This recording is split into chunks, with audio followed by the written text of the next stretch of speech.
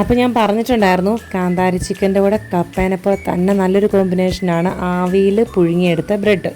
അപ്പം ചാച്ചൻ വന്നിട്ടുണ്ട്. അപ്പം കാന്താരി ചിക്കൻ്റെ കൂടെ ഈ പ്രാവശ്യം ആവിയിൽ പുഴുങ്ങിയ ബ്രെഡാണ് കേട്ടോ. നല്ല കോമ്പിനേഷനാണെന്ന് പറഞ്ഞു. ചാച്ചന് നല്ല ഇഷ്ടമായി.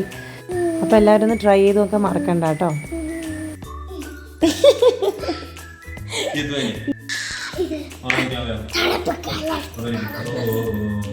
ഉറങ്ങി കേത്ത് ഉറങ്ങിപ്പോയേ.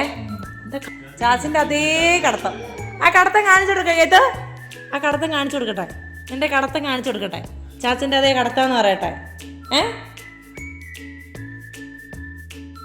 ഇങ്ങോട്ടാട്ട് ഋതു, ഇങ്ങോട്ടാട്ട് ഇങ്ങോട്ടാട്ട്.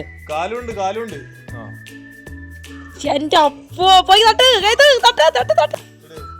ഓക്കെ